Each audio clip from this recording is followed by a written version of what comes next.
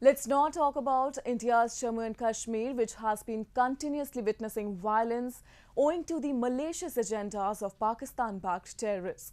Islamabad has been relentless in its efforts in exporting terrorists into the Kashmir Valley to create mayhem by targeting security forces and the civilians. Security experts now call for a strict action against the perpetrators for maintaining regional peace and stability. Instability in Kashmir is Pakistan's main agenda as it suits its plan to draw international attention. Pakistan is providing training and funding the terrorists to infiltrate into Jammu and Kashmir and carry out attacks on security forces and civilians. It creates fear psychosis among the locals and sends a message internationally that Kashmir is not peaceful. This Pakistani propaganda in Kashmir has been going on for decades now. In the past few days, many civilians and security personnel in Jammu and Kashmir have lost their lives in terror attacks. At least 6 civilians were injured and 1 was killed in a grenade attack in Bandipora. Earlier, 2 policemen and an army soldier were injured in a gun battle between security forces and terrorists in the Poonch area. See, you know that our Western adversary is indulging in a proxy war against us. And you know what are the dynamics of a proxy war. So they will do anything that will disturb the peace and tranquility in the state of Jammu and Kashmir.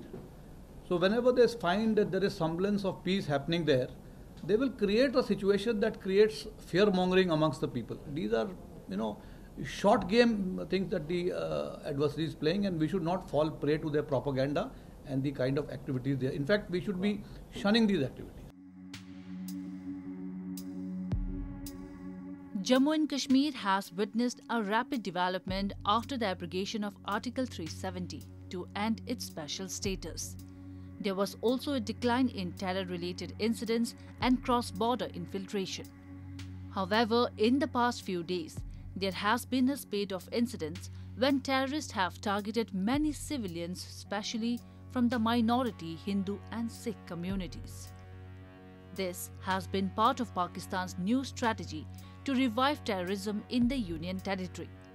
Most of the recent terror attacks have been claimed by the Resistance Front and the People's Anti-Fascist Front belonging to Pakistan-backed Lashkar-e-Taiba.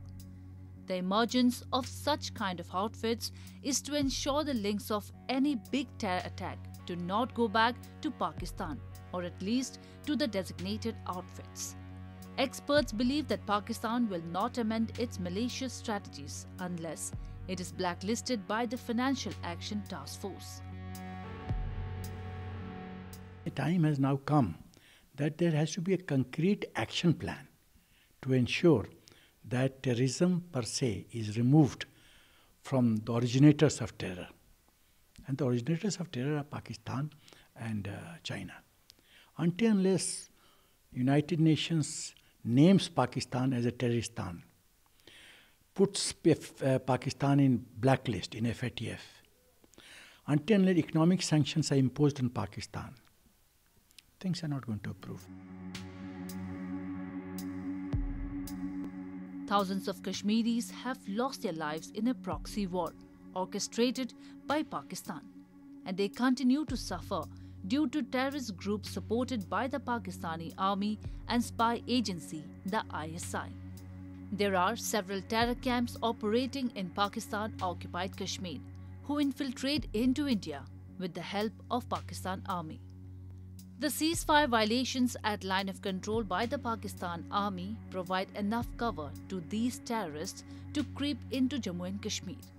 In recent months, Indian security forces have unearthed several tunnels at the international border in the Jammu region, excavated by the terrorists with the help of Pakistan army.